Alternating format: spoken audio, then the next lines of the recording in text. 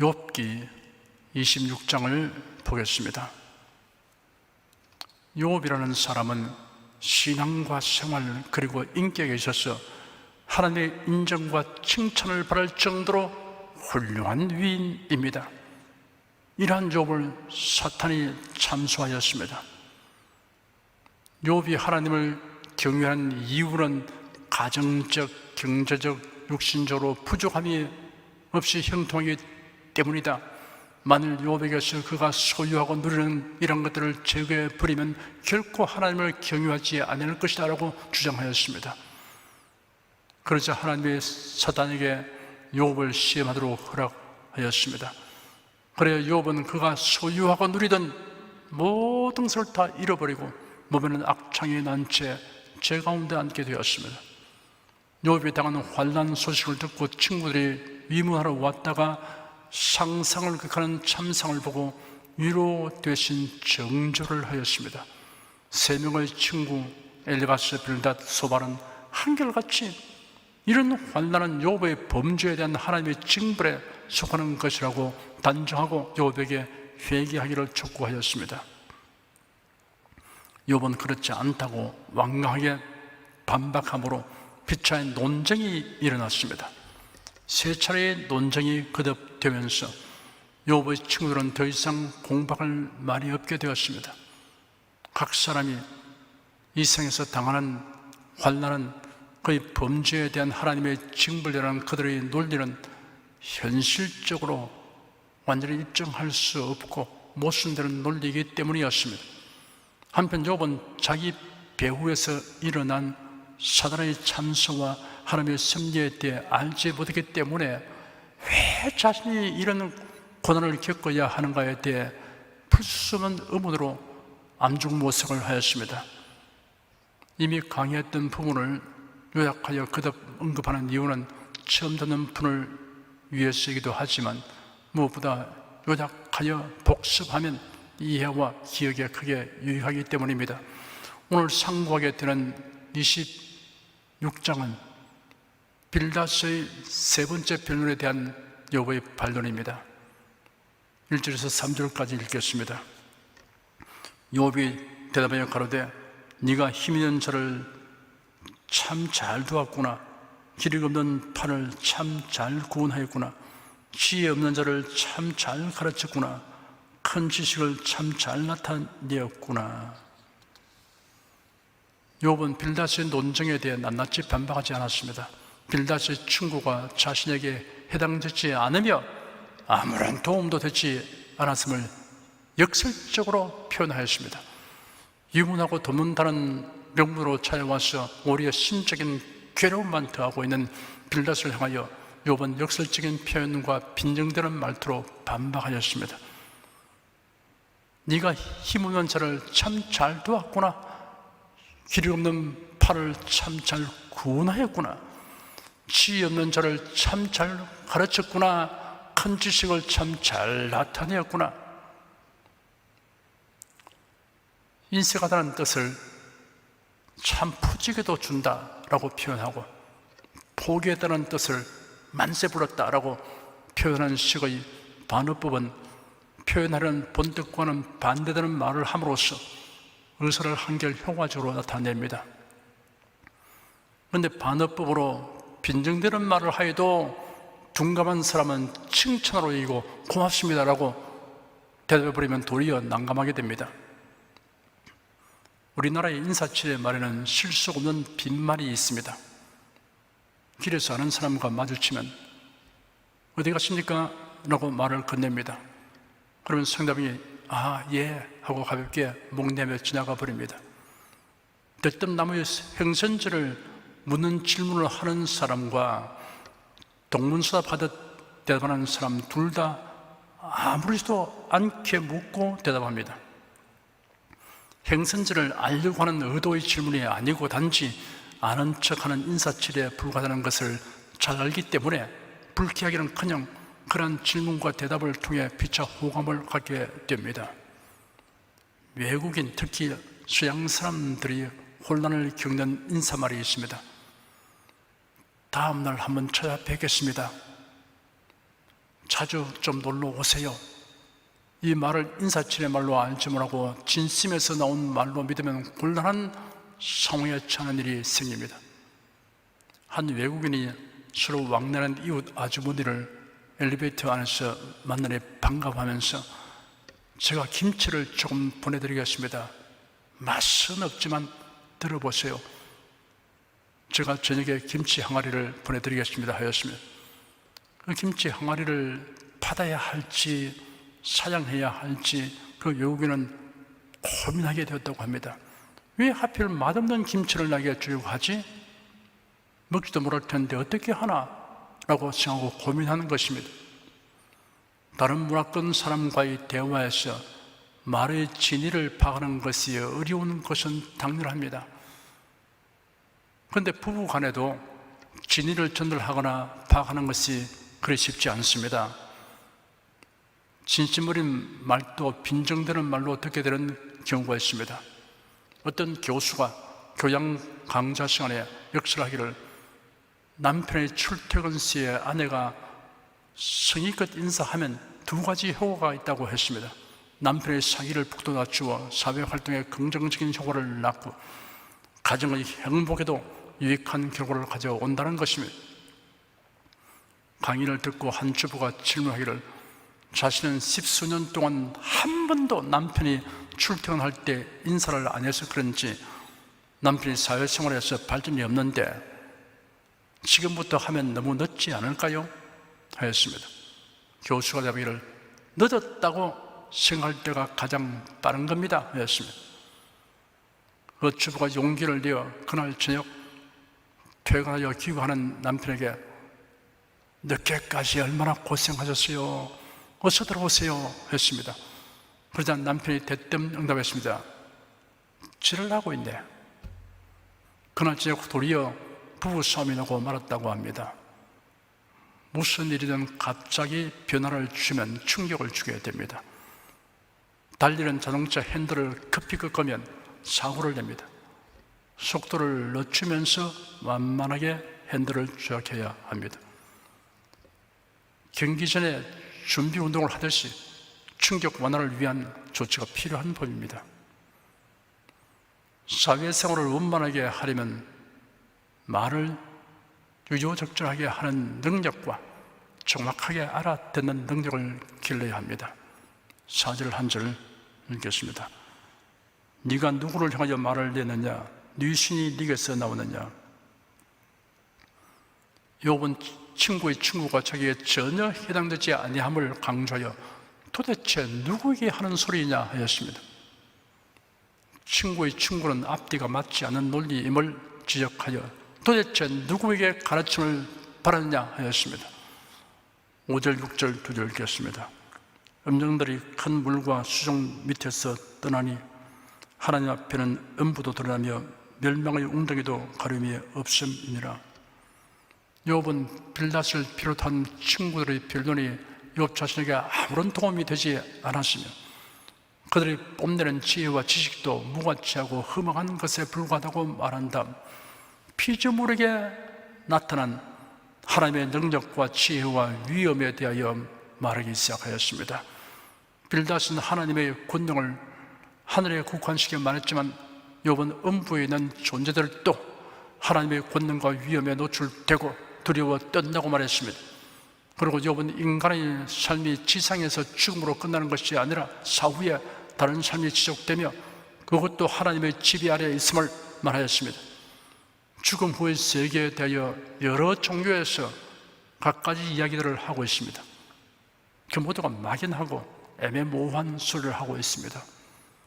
성경은 죽음 건너편 세계에 대하여 우리가 알고 싶은 것을 모두 말해주지는 않지만 필요한 만큼 충분하게 계시하고 있습니다. 7절 한 절 읽겠습니다. 그는 북편 하늘을 허공에 펴시며 땅을 공간에 다시며. 욥은 하나님의 천지 창조 사역에 관해 묘사하였습니다. 그는 북편 하늘을 허공에 펴시며 땅을 공간에 다시며 라고 한 말은 하나님의 계시가 아니면 그 당시로서는 도저히 말할 수 없는 지식입니다. 지구가 공간에 태양의 인력에 매달려서 운행되고 있다는 사실이 과학에 의해 확인된 것은 그리 오래되지 않습니다. 16세기 초까지는 지구는 평평하고 다른 전체가 지구를 중심으로 운행하고 있다고 생각하는 것이 일반화된 지식이었습니다. 코페르니쿠스가 천체의 회전에 관하여라는 제목으로 1543년에 지동설을 발표하였습니다. 지구의 자전과 공전에 대해 밝힌 것입니다. 그 후 갈릴레오 갈릴레이가 만원경을 만들어 최초로 밤하늘을 관찰하였습니다. 그러다가 지구 역시 다른 행성들과 마찬가지로 태양의 둘레를 돌고 있다는 증거를 찾아냈습니다. 하지만 당시 가톨릭 교회는 지구가 우주의 중심이라고 굳게 믿고 있었기 때문에 갈릴레오는 종교 재판에 불려나갔습니다. 어디까지가 사실인지 알 수 없지만 갈릴레오가 목숨을 건지기 위해서 법정에서는 굴복했지만 법정문을 나서면서 그래도 지구는 돈다 라고 혼잣말로 중을 긋다는 이야기가 있습니다. 갈릴레오가 태어나기 약 2500년 훨씬 전에 성경 욥기에 하나님이 부편 하늘을 허공에 펴시며 땅을 공간에 다시며 라고 기록되었습니다. 그런데 중세 교회가 오히려 갈릴레오를 종교재판에 회부한 것은 모순된 일입니다. 성경대로 믿고 가르치지 아니하기 때문입니다. 앞으로 살펴보겠지만 기초의 과학과 대기권 순환의 원리에 대해서도 욥기에 기록되어 있습니다. 성경은 과학과 상반되지 않습니다. 오히려 과학의 발전이 성경의 진실함을 드러내어 줍니다. 과학은 그 발전을 통하여 자체의 모순이나 오류를 제거해 나가고 있습니다. 그러나 성경은 언제나 진실합니다. 수정, 보완이 필요 없습니다. 성경은 사람의 저작물이 아닙니다. 성령의 감동하심을 입은 사람들이 하나님께 받아 말한 것입니다. 8절 한 절 읽겠습니다. 물을 빽빽한 구름에 사시나 그 밑에 구름이 찌지 아니하느니라. 구름이 보여주는 신기한 현상을 이런 표현 방식으로 형용하였습니다. 구름이 많은 물을 품고 있지만 그 물이 한꺼번에 지상으로 쏟아져 내리지 않도록 하나님이 조치하셨습니다. 그러나 하나님의 징벌이 임하면 엄청난 물이 하늘에서 쏟아지고 우박이 떨어집니다. 작금에는 전 세계적으로 기상 이변이 나타나고 있습니다. 사막에 홍수가 나고 열대지기에 눈이 쏟아졌습니다. 세계 도처에서 우박이 내리고 엄청난 파괴를 가진 강력한 토네이도가 휩쓸고 있습니다. 중국에는 수많은 저수지와 댐이 무너지고 있습니다. 100만 명의 도시민이 홍수에 잠긴 도시를 탈출하고 지하도와 지하철에 순식간에 밀려든 물로 인하여 막대한 인명피해가 났습니다. 종말의 징조인 노아의 때와 롯의 때에 있었던 일들이 세계 도처에서 현저하게 발생하고 있습니다. 9절 한 절을 읽겠습니다. 그는 자기 보좌 앞을 가리우시고 자기 구름으로 그 위에 펴시며. 하나님이 구름을 펼쳐 자신의 보좌를 감추신다는 표현은 하나님의 무한하신 지혜와 능력을 사람으로서는 다 이해할 수 없음을 의미합니다. 사람의 육안으로는 지성에서 구름 위를 꿰뚫어 볼 수 없습니다. 하나님이 가리우신 것은 인간이 어떠한 방도로도 알 수 없습니다. 10절 한 절 읽겠습니다. 수면의 경계를 그으시되 빛과 어둠의 지금까지 한정을 세우시느니라. 하나님이 피조물계의 한계와 제한을 통해 질서와 조화를 주셨음을 말하였습니다. 자연계에는 하나님의 정하신 한계와 제한이 존재합니다. 그렇지 않으면 무질서와 혼돈으로 지구의 어떤 생명체도 존재하지 못할 것입니다. 지진, 화산, 홍수, 태풍, 해일 뿐 아니라 대기의 두께와 농도의 제한이 무너지면 유해 광선과 지상으로 쏘아지는 유성들로 인해 생명체가 순식간에 멸절될 것입니다. 하나님은 사람에게도 경계와 한계를 정하셨습니다. 에덴 동산에서는 선악과를 먹지 말도록 한계를 정하였습니다. 아담과 하와가 이 한계를 무시하고 선악과를 따먹음으로 죄와 저주 아래 놓이게 되었습니다. 사람은 줄기찬 탐구와 노력으로 많은 지식을 얻고 있습니다. 오늘날에는 각종 실험기구와 관찰기구의 발전과 컴퓨터로 인하여 사람들이 가지게 된 정보와 그것을 저장하고 활용할 수 있는 능력이 상상을 초월할 정도로 해도 과언이 아닙니다. 그러나 환영할 것만은 아닙니다.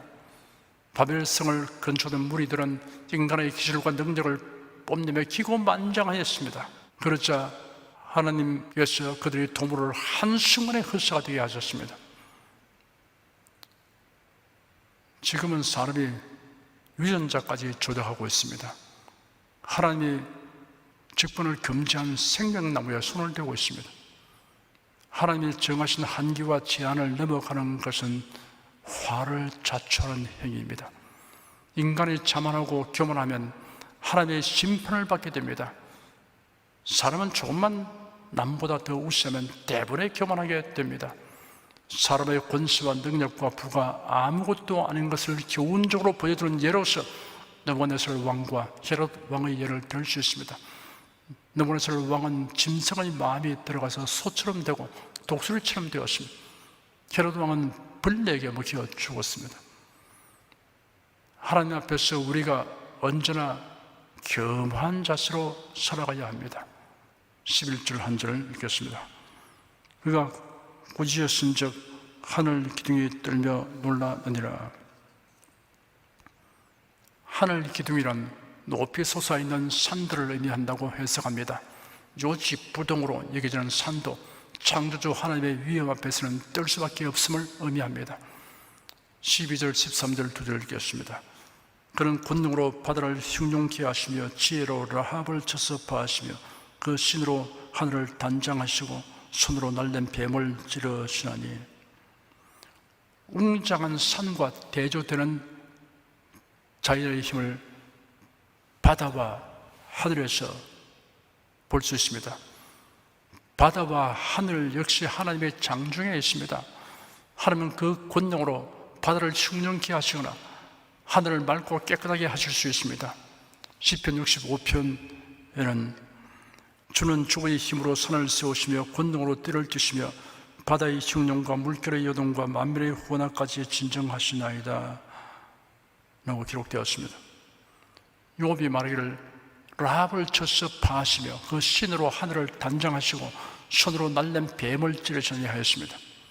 라합은 히브리어로 라하브인데 교만한 또는 격분한 자라는 뜻이 있습니다. 고대 사람들은 엄청난 위력을 가진 바다의 괴물을 라합이라고 불렀습니다. 그 신으로 하늘을 단장하시고 라는 말은 그 입김으로 하늘을 맑게 하시고 라고 번역됩니다. 그 신으로에 해당하는 원어는 바람, 숨이라는 뜻입니다. 날랜 뱀은 고대인들이 태양을 몸으로 감아 일색을 일으키는 하늘의 괴물을 가리킵니다.